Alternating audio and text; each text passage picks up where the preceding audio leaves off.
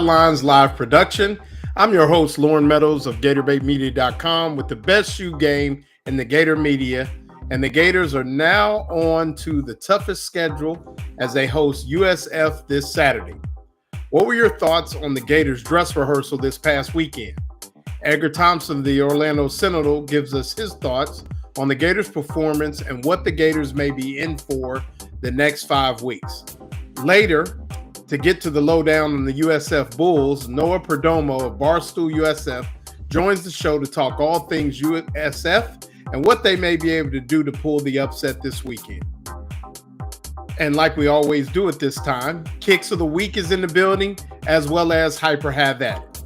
The Sidelines Live team would like to thank our sponsors, Meldon Law, Titan MRI, and Imaging.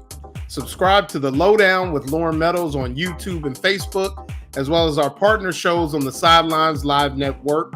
And follow yours truly on Instagram at Ohio Gator for Life and X at Real Ohio Gator.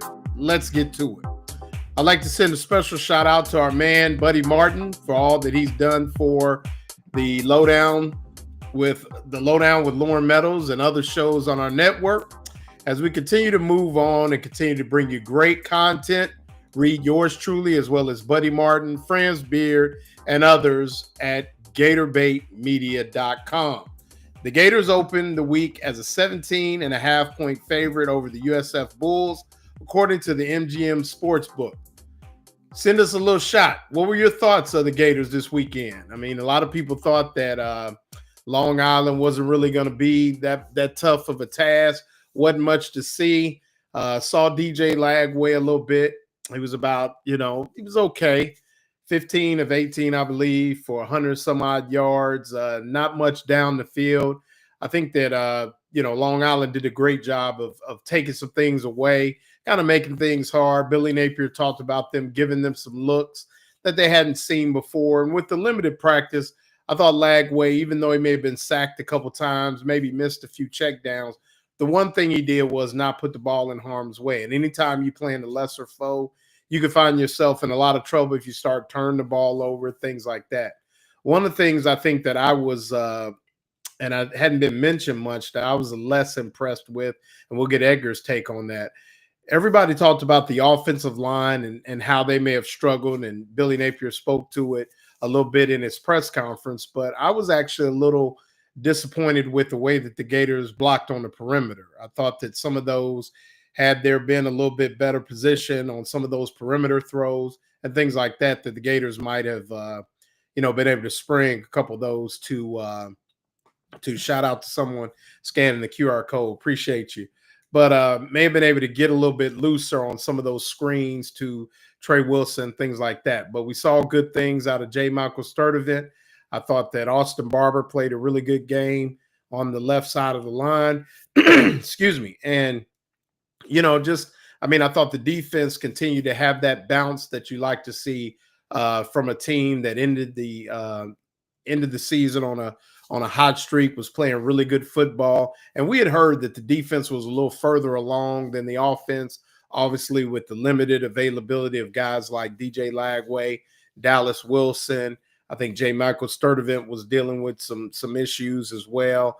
Aiden Mizell, who had practiced most of fall practice, was unavailable.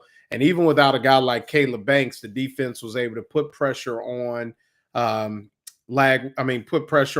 Island and make things uncomfortable. And so, you got to give it to the Gators, kind of went through a dress rehearsal, I'm sure, with what they have facing them over the next few weeks, that, they didn't want to show too much. So I think it's one of those things where, you got to give the Gators a little grace. We'll get Edgar's take on that. And then we'll talk to Noah Perdomo, who will tell us, everything we need to know about USF. I had the opportunity to be in the house for the game on Thursday, and I got to tell you, USF looked pretty good. And I think a lot of people thought that the Gators would kind of have an early preseason as far as, opening up with LIU and then followed by USF. But, after a strong, almost surprising, but commanding performance, 34-7 over the ranked Boise State Broncos down there in Tampa, they put people on notice. I mean, the quarterback, somebody that can change the game. He looks to run the contacts, not a guy that's going to run out of bounds. He'll hit some throws, got a real nice, strong arm. So Florida will have to be at their best. And if they can play, once again, a mistake-free game, obviously it's hard to go through a game with no penalties. But if they can play mistake-free in terms of not turning the ball over, not giving South Florida a short field, it should be a game that the Gators should dominate. I'm not sure about a 17.5 point, swing, but I think it'll be a game that'll be close, maybe going into the third and fourth quarter, and hopefully the depth and athleticism of the Gators can take over. But it'll definitely be a great tune-up after seeing Miami against Notre Dame and then seeing obviously what LSU was able to do with Clemson at Clemson. It's going to be tough for the Gators. I mean, it's definitely the toughest schedule in the country, and I think that's something that the Gators look forward to, but it's going to be tough sledding. So as soon as we can get Edgar in here, we'll bring in our producer, Brendan Martin, slide in a little bit while we wait on Edgar for a minute. What's going on? What's going on, man? You guys hear me and see me all right? No doubt, man. I see you got suns out, guns out, There's a guy where I wasn't expected to be on the big show tonight. But, Brendan, we talk about it all the time, and we always kind of debrief every week. But, just tell our listeners and viewers, what'd you think of the Gators on Saturday night? Was it what you expected? They probably, arguably, obviously they left 9 points on the board, so it could have been, 64-0. But, I was one of those people that didn't think Long Island would score, and they really didn't come close to scoring. But were you impressed with the Gators? Just kind of what you thought, or kind of like just almost like when we were in high school, you had that first scrimmage, almost like, and it looks okay, but it's really not much that gives you where you might be going, later throughout the year. Well, I guess I've just been around long enough to know, and you have too, and everyone watching this show, if you've seen these games not go like this before, right? You've seen Monroe State or whatever. Like you've seen these games go with McNeese State. McNeese State, excuse me. I've had a lot of games going on. I've been doing a few podcasts today. Right. McNeese State, when there was no touchdown. You've seen when the cupboards are dry. This kind of game is what you expected, and I thought it went as good as I think you're supposed to. Your first game at the Swamp, it's Sisters of the Poor and Blind. I mean, come on. Yeah, I think it was good, but I also think that there was a solid beating, if that's a nice way of saying it. You know what I mean? Mm-hmm. I think you walk out there saying, "Yeah, we kicked their ass. We should have kicked their ass, but we really kicked their ass. We left 9 on the board. Could have had that." I thought, all phases of the game looked good. I thought defense, you pitch a shutout, and I think that's sort of your biggest thing there. To me, I think that's something. We're going to look at Lagway scoring points, but it's nice to see a shutout, right? Yeah, no doubt. Even with Lagway, I think that, early, and you never know what the Gators can necessarily, take from that, or what they were even trying to accomplish. I think it was just to make Lagway comfortable. A lot of people have noted that he struggled against some drop coverage in the past and things like that. And obviously that's something that they'll either build into the scheme or,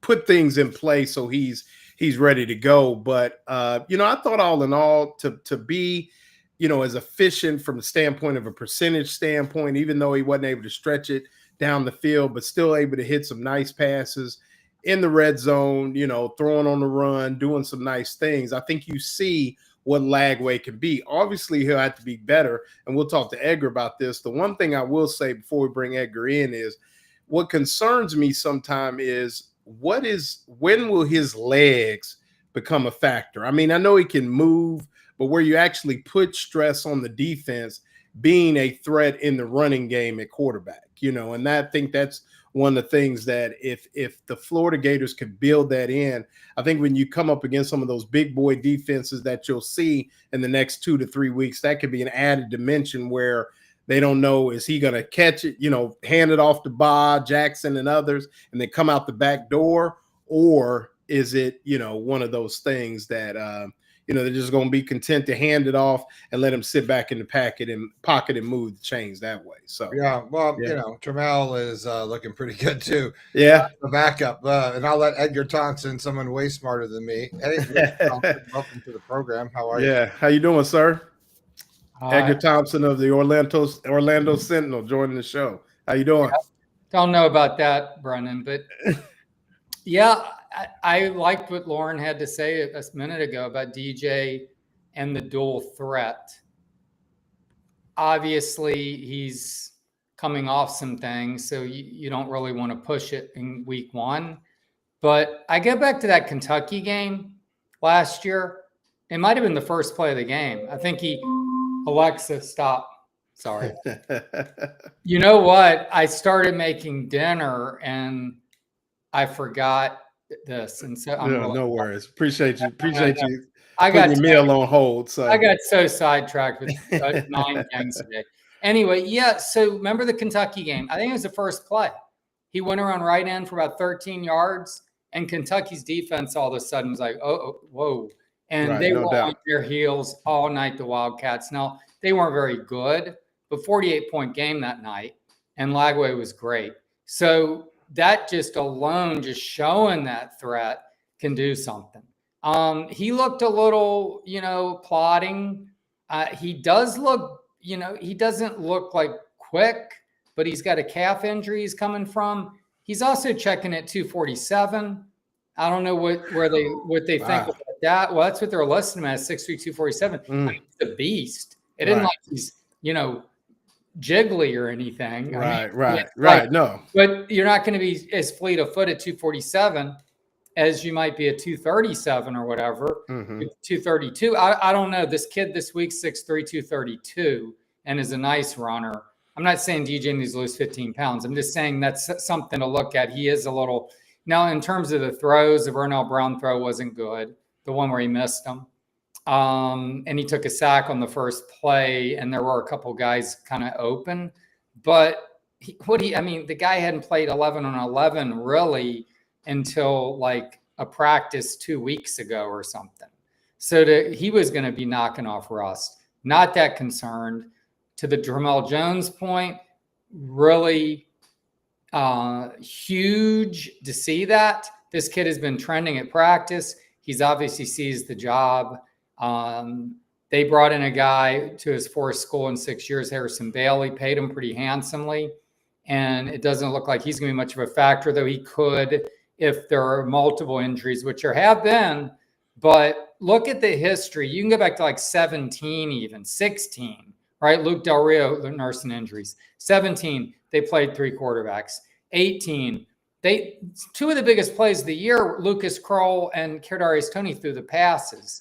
You go to 19, Franks gets knocked out. Trask was the only year he didn't get hurt. 2021, Emory got replaced and would have been sooner if AR hadn't been hurt. AR, you probably wished you could have taken him out of Kentucky, Missouri maybe that year where he kind of lost focus. 2023, Mertz gets knocked out. You get Max Browne. Last year, we know what happened. You end up with Aiden Warner at Texas. You need a backup quarterback who's good, competent, if not very good. And this kid could be an elite player. You might really have your best backup quarterback situation potentially that Florida's had in a long time. Yeah, I think that that kind of surprised everybody. You mentioned bringing in guys like Harrison Bailey, then having Aiden Warner, who had some live reps, and then Trammell Jones, who I think missed most of his senior season at Mandarin, correct? And broke his leg in the second game. I mean, so, having him come, and like I said, you started to hear buzzes, and I think you guys may have even known. I wasn't at the first press conference, but it was kind of like, did when you all asked him about the quarterback situation behind Lagway, he kind of smirked a little bit and just kind of said, well, we'll see. And I think at that time, if you look back, he was kind of thinking, nobody's thinking this is the way it's going to go. But, Trammell Jones definitely seized the opportunity.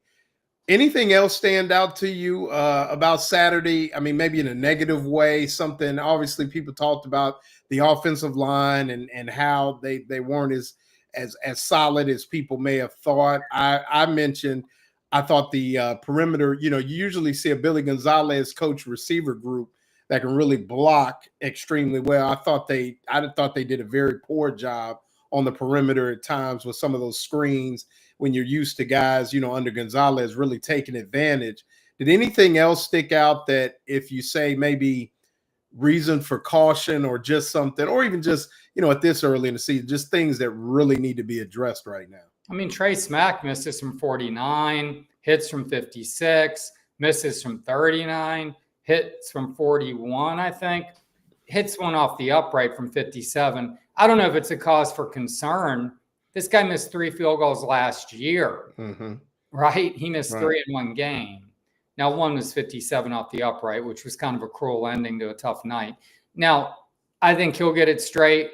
Remember Texas, he missed from 30, 31 yards. They kind of needed something at that point. 14-0. The next week hits a 55-yarder against LSU, and then hits 53 against Ole Miss. I think he's pretty resilient. But that was one where you're like, Bryce Lovett, man, back to the O-line, had a rough night. I think Nick Marchenko, Gator Country, knows what he's watching out there and reviewed the film. And he said that 4 of the 5 pressures were only one showed up on the stat sheet, but he had him down for 4 pressures given up out of 5. Now, 11 tackles for loss. I mean, I don't know how that happened. They gave up 6 tackles for loss. Mark Long dug this stat up for their previous 3 FCS games against under Billy. Now they averaged 616 in those 3 games yardage and only were in the 450-ish range, 455 the other night. Did have all the points, but still. Look, the offense at times looks a little clunky. It's just Billy. I mean, it's kind of Billy ball, and I'd like to see it change, but I'm going to give it a chance. It starts this week, man. We are going to know in 6 weeks if Billy Napier is working. I mean, seriously, there's been questions all along if it is. If we don't know after the Texas A&M game, I'll be surprised because they're at LSU, at Miami, Texas here, at A&M, and then USF will test them and challenge them for a while. I think the Gators will pull away because of depth, talent, and the swamp. Yeah, and I mean, talk about that a little bit, Edgar. You mentioned, it's Billy ball. And I was told by, one of our colleagues after the game, they were talking about, thought we were going to see some 4 wides and some different things like that you had kind of heard coming out of the Heavener Center from different folks because of the depth of receiver and maybe what was perceived as a lack of depth at the tight end position. When, the offense is the offense, is that something that everybody just needs to settle in and just get over? Because it's going to be that way. They're going to play good defense, try to control the line of scrimmage, time of possession, play good in the kicking game. But it's just going to be every now and then they're going to pop some flashy plays. But otherwise, it is kind of clunky. And that may be the way they want to play. And people need to just get used to it. Well, it's a run-based offense, and Jaden Ball looked like a total stud. My Lord, the way that kid can reverse field and just hop and jump. And, I mean, he's like a scat back at 230-something. He's unbelievable. But so you have something to build around. The run game concepts, as they call it, are sound. So he wants to build the offense around that and then take some shots. I would like to see them take a few more shots. I mean, they had a 3rd and 10 and threw a screen pass or something. I don't like that.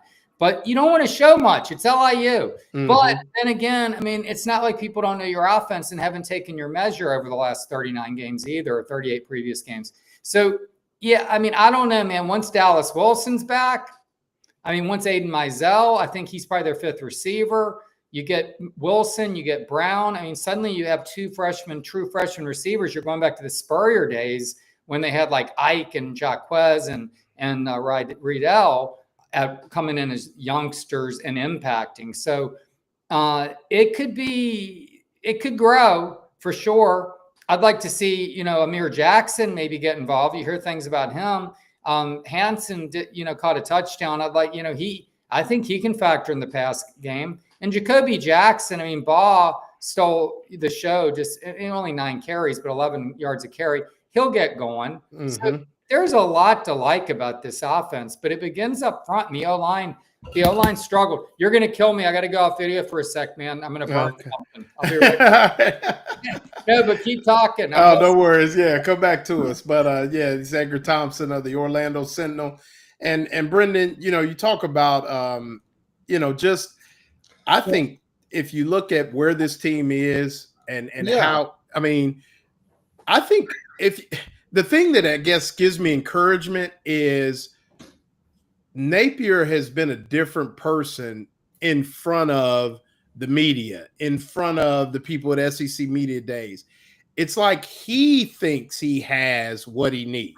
I was told by somebody as I went off the field, once we get Dallas Wilson back, we're going to be pretty good. They're excited about what they have. And Edgar, you can echo.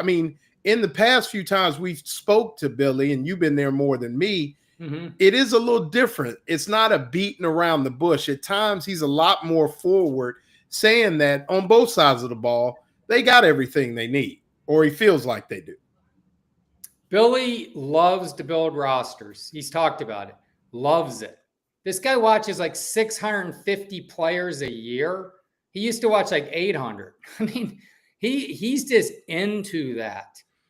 Dan Mullen, back to Dan for a sec, that wasn't like his thing. He wanted to scheme you, get guys. He knew it had an eye for talent. Let's not just completely be unfair to the guy. He wasn't going to sit around and put in that kind of ass time on just learning who's out there, really taking their, figuring out who fit, figuring out culturally if they fit, right?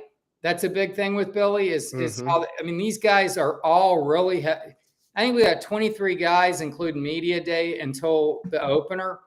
I think every single one of them was impressive. Right. Not every one was a great interview. There were maybe 2 or 3 that were kind of a little boring, but they were fine. They tried, but man, most of them are incredibly well-spoken. Miles Graham, he's amazing. He gets up after the game that night. He's 19. So much poise. None of those none of that. And just answers. He looks you in the eye, joking around with you. That's the kind of player Billy's getting in that respect for one, but he's also getting guys who can play. And he's looked at so many of these guys. He's put this roster together with great care and great attention. And I think he feels really good about what he has. Now, I'm sure there's some guys, not all 85 scholarship guys he's loving. Maybe he loves them, but maybe he thinks he can recruit over them. And he's doing that at some positions. Look what he's doing at receiver. Yeah, no doubt. Right? Yeah. You're Aiden Mizell and Take Hawkins. And 2 years ago, you're coming in with all this buzz. And now it's Vernell Browne and Dallas Wilson getting all the buzz. Right. And you're having to fight for, targets. And so I think Billy, I think he's very confident in the roster. Now, and he's confident in himself. He believes in his offense. He believes he can call plays. And he's going to get his chance, man. This week is going to be somewhat of a challenge, I believe. And obviously Tiger Stadium to open in the SEC, and then playing Miami to just beat Notre Dame. And then you get a bye, and then you get Texas. It's going to be really hungry. And they're going to have 3 pretty easy games coming up. Go look at their schedule, the long one. Oh, yeah. They're going to be ready. And then you got to go to A&M and play in Kyle Field. So you're going to go from Tiger Stadium to Kyle Field. And, your first 2 SEC road games, it's exacting. And so we're going to find out if Billy can manage the game, if he can come up with enough on offense to keep those defenses on their heels. And, because, look at Miami's front. Yeah. Nick Elko's defensive coach. Look at Texas, all 3 levels. They're probably the best in the SEC at all 3 levels, each one. Right? And LSU is legit. So it's we're going to find out. Yeah. Yeah, no doubt. That's the thing. You look at it. You got South Florida, who is a little tougher. I saw them in person last Thursday. Then you got LSU. You saw them in person. Tell me what you thought. Oh man, they were pretty good. They got a bounce. I like that bounce on defense. They're what I call scattery up front. They're not huge, but they do a lot of movement, things like that. Very athletic in the secondary. Got 2 really good corners. Obviously, you know about the quarterback. You know, we knew about him going in. They got some big receivers. I went down on the field before the game, and we're going to have Noah Perdomo on later with Barstool USF. But, I mean, they got some dudes, and they got a kicker, too. I mean, the Grammatica, it's like the legacy. The Grammatica is back in Tampa, you know, kicking for USF. And I think he had a 50-some-odd yarder against Boise. So, yeah, I mean, they're good. I mean, when I walked away, I mean, even throughout the game, as it was still kind of nip and tuck before they pulled away, I looked at somebody. I was sitting next to a guy from Athlon Sports, and I said, Florida better buckle up. I mean, it was even before it got out of hand, because you could just see there was an air to what they were doing and their ability to hold up against Boise State, who had a lot of the linemen back that blocked for Ashton Genty, and they were able to create some problems for him, really negate that running game. And then they just took over. I mean, they were smart about it. They got a little tricky. I think when they really took over was the fake punt, which you got to give credit to coaches, because either someone in the press box saw it during the game or saw it on film that the gunner was a peeker, and then they put the backup quarterback in. They threw it over the guy's head, and that was a big play in the game and really started to stretch things out. But, yeah, I thought they were pretty good. I mean, no doubt about it. And, I thought the game would be tough for Florida regardless, even before I saw South Florida. After I saw South Florida, I text Shane Matthews. I said, dude, we better buckle up for sure. So, I mean, definitely USF is a team that, and that kind of brings us to our last segment before we get you out of here. We do a thing on the show. We call it hype or have at it. So if you go hype, that means it's not that big a deal. Have at it, that means that you could I'll bet on that. You're staking it. So the first hyper have at it is Florida covers with 17.5-point favorite. Florida will cover at home this weekend against South Florida. Hyper have at it. I mean, dude, I'm not hip enough to understand this.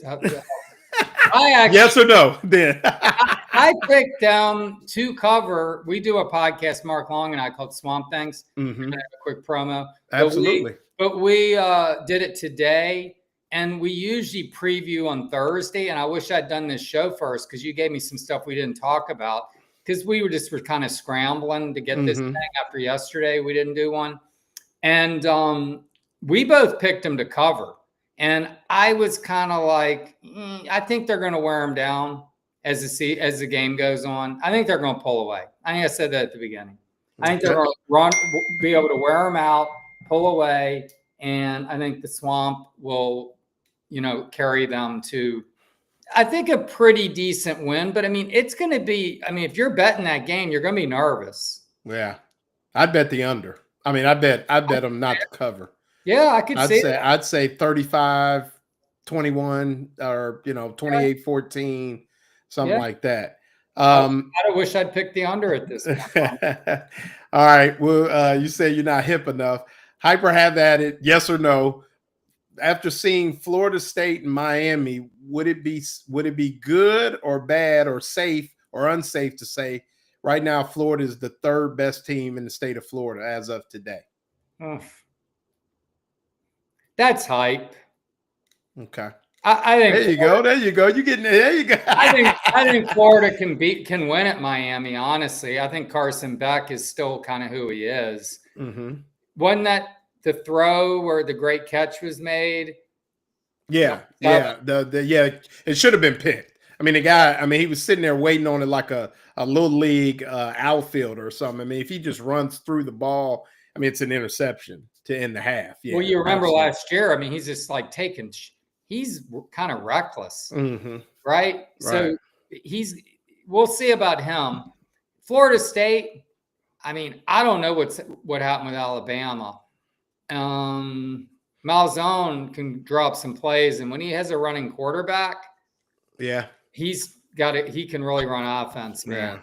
I think I was talking to Shane. He said when he has a pure passing quarterback, his offenses don't tend to be as good. But when the guy can really run, he didn't get much out of Bo Nix, but he was also like a kid when he got him. Right. I think the Gators can win both those games. I'm not saying they will, but I wouldn't put them behind either. Right. Hyper have at it. Florida can navigate this stretch of games coming up and basically, let's just say, have a winning record in the next 5 games. Hyper have at it. I mean, I think, yes, which is have at it, I think. Yeah, there you go. Yeah, I think they can. I mean, I tell you, if they go 3-2, people should probably be happy. I would agree. They probably won't be, but 3-2 would be you win one of the Texas games and you win at Miami. I think LSU is going to be very tough to win the first game. This team's still got some real key youth. Is DJ going to be DJ yet by then? I mean, really, he's got to be that at Miami, so it's really only one more week. But those can be like dog years sometimes in football, right? You healing up and getting your confidence. So, yeah, I think 3-2 is reasonable. There you go. And 4-1 would be cause for celebration. And there you go. Hit that QR code to follow Edgar Thompson on X at OS Gators, Orlando Sentinel Gators. There you go. And actually, that QR takes him to the Orlando Sentinel online. Follow him on X at OS Gators. I tell you, we are selling our paper for pennies on the dollar. So that takes you right to the rights for us. I think you get some really good Gator content personally. Yeah, that takes you right to your stuff on the Sentinel, Edgar. Right. So check it out. No doubt. That's so promo. What we got to look forward to the rest of the week, Edgar, and then go ahead and plug the podcast again as well. Oh, we do Swamp Things, Mark Long and I. I mean, I think it's a fun podcast. We used to talk on the phone all the time. So one day I'm like, why are we doing this on a podcast? This is stupid. And I think I'm trying to dig up something on Tramel Jones, trying to get his high school coach. And we got a cool story from a young woman who's working for us that I helped her with on the DJ's NIL stuff. I mean, I've already written a couple stories. I mean, we're not really spreading our wings quite yet. Next week, I'm going to try to really dig in because I do think next week's the beginning of a 4-game stretch in 5 weeks that we're going to know if Billy Napier is working or not in year 4. And it's going to be a real harbinger, I think. Right. Yeah, no doubt. Well, before we let you go, I want to let you chime in, Edgar. We do this thing every week. It's called Kicks of the Week. Okay. Since I like to pattern myself as the best shoe game in the Gator media. So this week's pair, we got the Nike Air Maxes just came out for the official go-to. So there's Brendan taking my shine on the kicks. But how you like those? No, those are nice, man. Yeah. They have some really nice shoes when you go to basketball and do interviews. Oh, yeah. In cases. So I interviewed Xavier Lee the other day, right? I'm going to write that here within the next week or two before they start practicing. Incredibly impressive kid.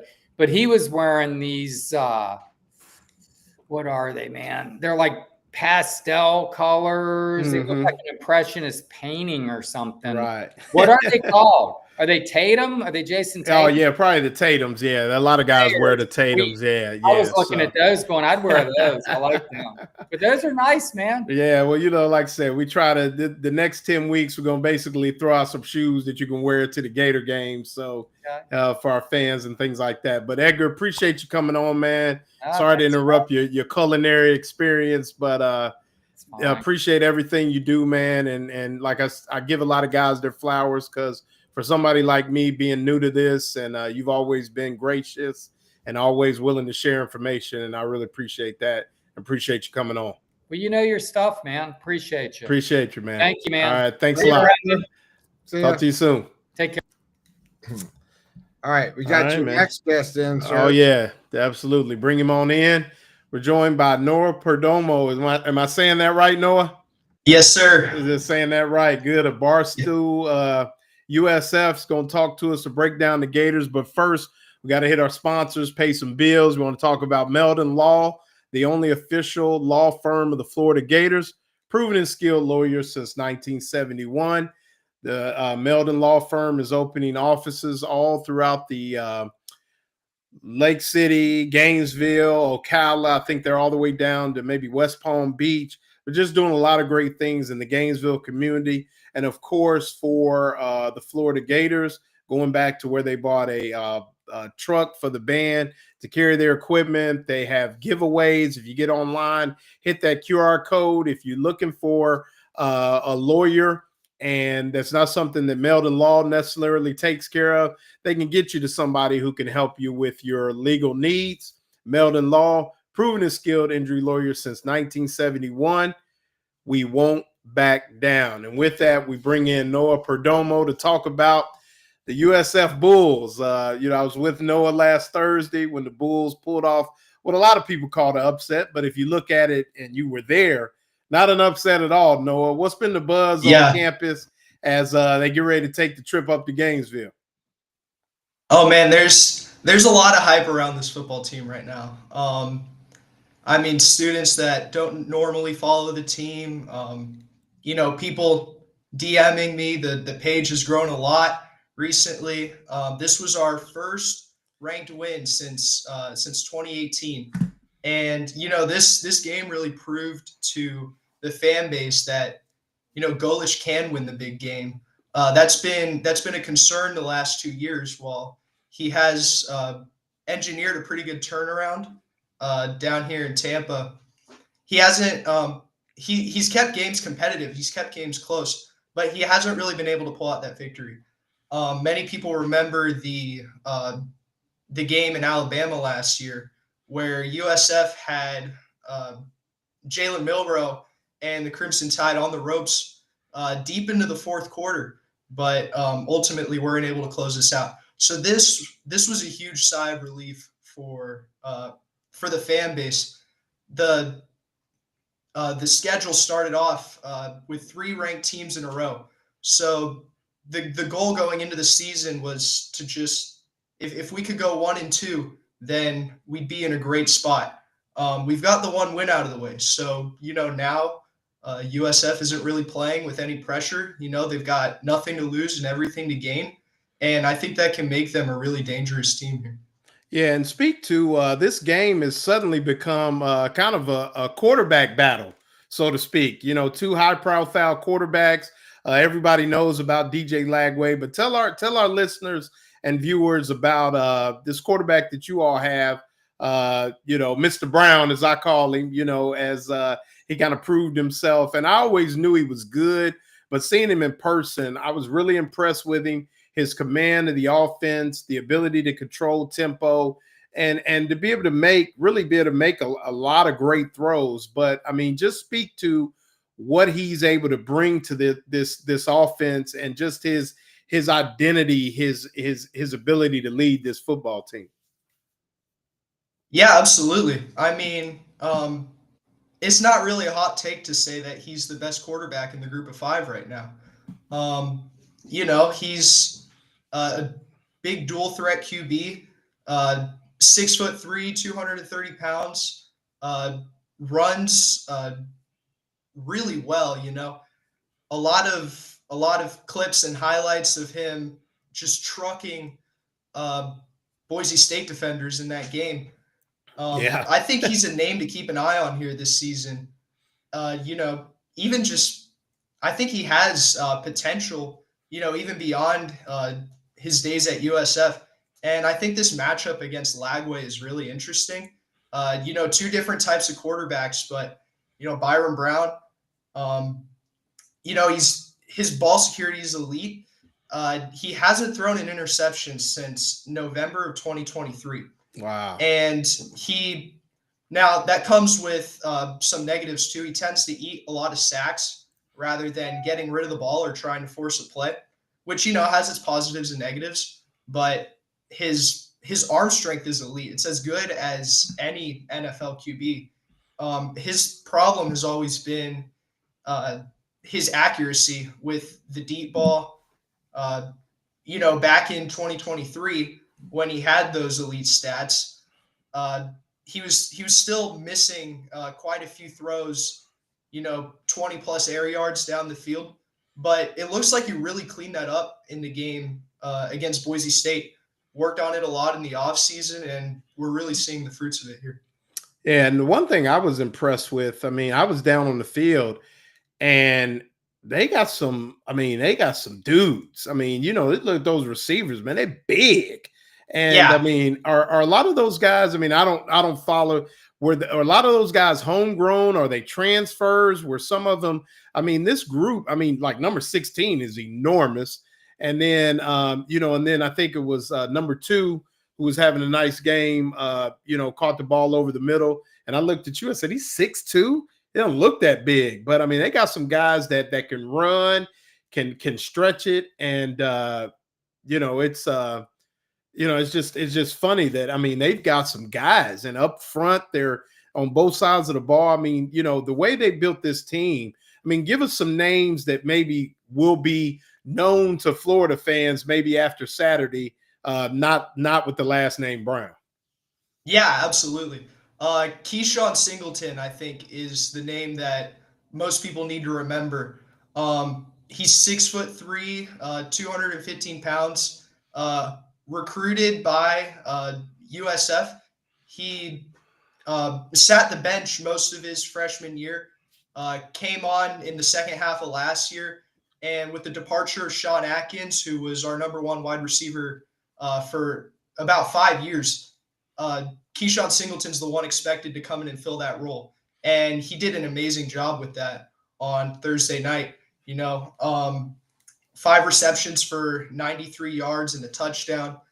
That touchdown, I'm sure many of you saw it, was a number 1 play on SportsCenter, that fake punt. Incredible catch by him, adjusting back to the ball, getting through the defenders and into the end zone. Yeah, Keyshawn Singleton is he's the X factor on this team. He creates those mismatches with the defensive backs, gets good separation, and is elite at making contested catches. And then another name, Chaz Nimrod, transfer out of Tennessee. He played with Golish. I remember now. Yes, that he's legit. Yeah, he's really good. Didn't get a whole lot of playing time at Tennessee, but still went for around 200 yards in that crowded wide receiver room. But, now he's expected to kind of fill that 1B slot role. His route running is really good, and he's got really sure hands too. And then didn't contribute much on Thursday, but Sam Franklin, Mudia Rupkin, he was transferred out of Stanford, and he had 3 receptions, but they were mostly just checkdowns by Browne. Didn't get very far, but he's supposed to play a lot in the slot this season, create those mismatches with the defenders, open up the field, and I think he'll do a really good job of that this season. Yeah, no doubt. And we want to give a shout out to our listeners on X, viewers, up to 2,000 views on X, man. That's unbelievable. You're watching the Lowdown with Loren Meadows. I'm your host, Loren Meadows. I'm on with Noah Perdomo of the Barstool USF. Really want to thank you guys for tuning in. We got great content, not just here on the Lowdown with Loren Meadows, but we have our daily show, Sidelines, SEC Sidelines with Rob Browne. We have some Auburn content. Brenda will have to, there we go. Put the code up. We have the Buddy Martin Show, which runs Monday, Wednesday, Thursday, Friday. He's the patriarch of this operation. So just a lot of great content. Check us out every night, 9 o'clock, 8 a.m. during the day on the Buddy Martin Show, and then read us on GatorbaitMedia.com. Noah, the defense, South Florida defense, I think handled an offensive line that had a lot of people coming back, and they blocked for a Heisman finalist, Doak Walker candidate, and South Florida made him look very, very pedestrian. I mean, what was it that South Florida was able to do? I know they moved a lot, did some stemming, but they were able to get pressure as well as contain the run and get boys into those second and long situations that made them difficult for a quarterback that I don't think is very comfortable passing in those situations. But just speak to the way the defense played as well. I mean, everybody talked about the quarterback, but you held Boise State, a playoff team, a top 25 ranked team, to 7 points. I mean, very impressive. Yeah, the defense was the biggest surprise and the biggest positive from that game. You know, dealt with an insane number of injuries last year. Same coordinator, Todd Orlando. I really liked him last year. Didn't have very many of his original personnel, and that led to a lot of people, turning on him, wanting a new defensive coordinator in there. I was never really on that train.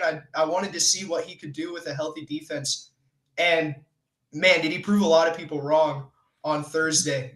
You know, they scored a touchdown in the first quarter. That was more due to the offense turning it over on downs in their own territory. Not much the defense could have done about that. But apart from that, I mean, just elite play the entire night out of people in all three levels of the defense. Jalen Schuler and Mac Harris, they're going to be maybe the best linebacker tandem in all of the group of five. Jalen Schuler with 14 tackles, a career high for him. He forced a fumble, had a tip pass. He looked incredible all night. And then Mac Harris on the other side of the field, he was fantastic in coverage, which was a weakness of his last year. But you can tell he grinded that out during the offseason. Looked amazing. Jalen Schuler in blitz packages too looked really good, which was a component of his game last year, but not quite to that extent. And the defense was able to get Boise State's quarterback out of the pocket, which was the scouting report on him is he's not great when you force him to roll out of the pocket and make plays like that. In the secondary too, Deshaun Rucker, fantastic game from him. He had a pass interference call in the first quarter on that touchdown drive, but apart from that, just elite all night. Same with Tavin Ward, the safety, who was also great last year. One of the few players that was able to stay healthy most of the year. But he had a highlight reel worthy pass breakup. One of those old school style pass breakups that just knocked Boise State's wide receiver out for a little bit. So, most people coming into this year were expecting Golish's offense to have to carry Todd Orlando's defense. And if we can get an elite defense like we saw on Thursday out of Todd Orlando and his group, the sky's the limit.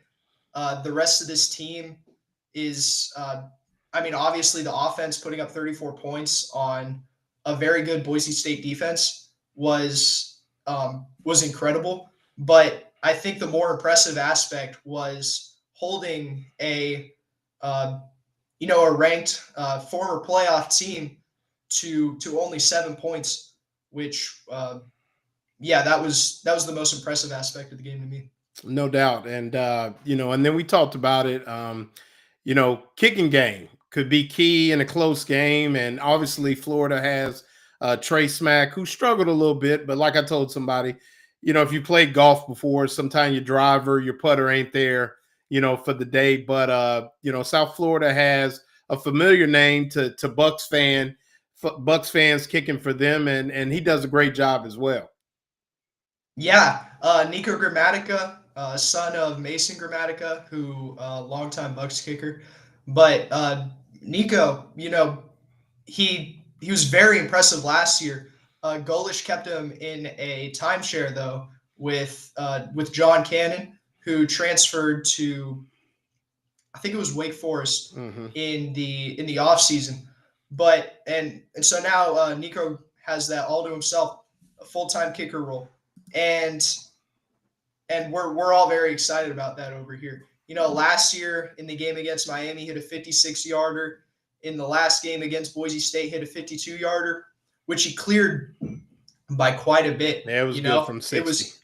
Yeah, yeah, it was an incredible kick. Yeah. And, that just brings a whole nother aspect to your offense, when you're, near the 40 and you don't need to bring the punt team out and you can just take the points that are on the board there. That's going to give you an advantage in a lot of games.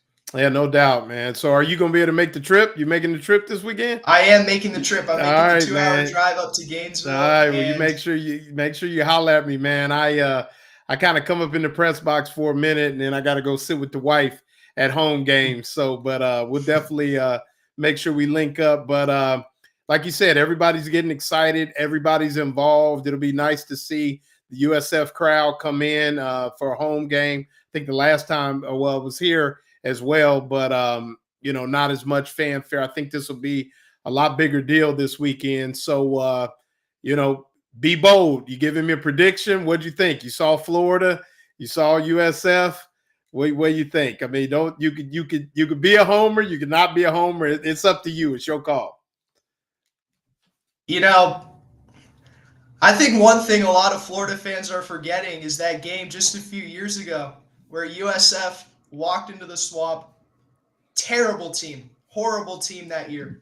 But, we kept it a game made a lot of Florida fans very nervous, ended up escaping by 3 or 4 points.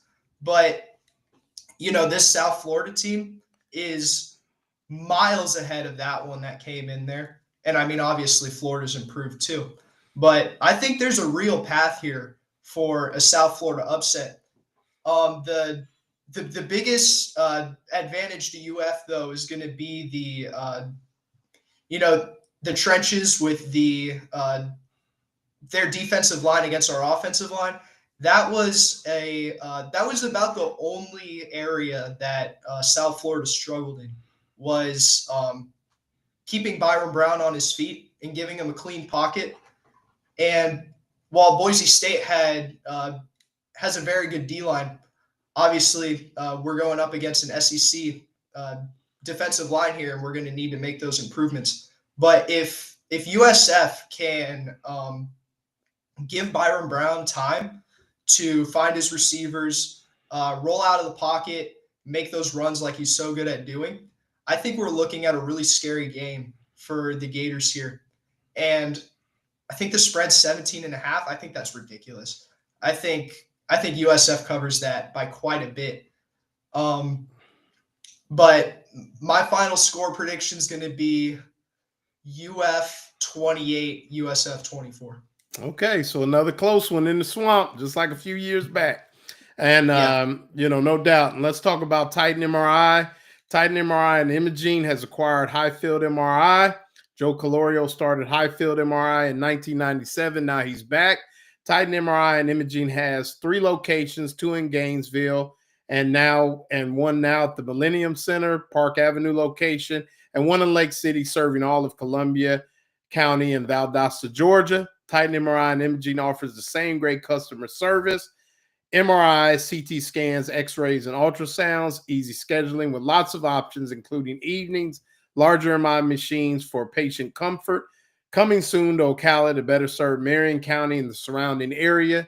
Titan MRI, it's your choice. Noah, let the folks know where they can find you. And if you get in town soon enough, give me a holler. I'll be tailgating with my man, Nat Blaylock, a friend of the show, and give me a call, man. Stop by. But how can folks, where can they find you? And tell us what you're working on. Yeah, just you can keep up with my work on Barstool USF on Instagram and Twitter. We've got a team of people over there, but I'm the main one doing the football content, so most of that's going to be me. So live tweeting games, smack talking UF a little before the game on Saturday. So No you can find all that on the Barstool page. Right. And I think a lot of people will get to follow, because next week, while Florida's at LSU, you'll be at you guys are at Miami. So it'll be an interesting. So that'd be one to tune in, maybe get some words, some tidbits on the Hurricanes before the Gators go down there next week. But appreciate you coming on, man. Definitely appreciate you making time. Great to have you on. Great information, and really appreciate you coming on. Yeah, absolutely. Thank you for right. having me on. Looking forward to seeing you on Saturday. Yeah, see you Saturday. All right, man. Thanks a lot. He's Noah Perdermo of Barstool USF. Appreciate you all joining us. Thanks to our super producer, Brendan Martin, Edgar Thompson of the Orlando Sentinel Swamp Thing podcast, and once again, Noah Perdermo of USF. I'm your host, Loren Meadows, with the Lowdown with Loren Meadows. Catch me on Instagram at Ohio Gator for Life, X at Real Ohio Gator, and read my previews of every opponent and post-game analysis all season on GatorBaitMedia.com. Appreciate you joining us. Scan that QR code for great content, including writers Buddy Martin, Franz Beard, myself, and others. And we'll be back next Tuesday, recording live from somewhere. Have a good night, folks.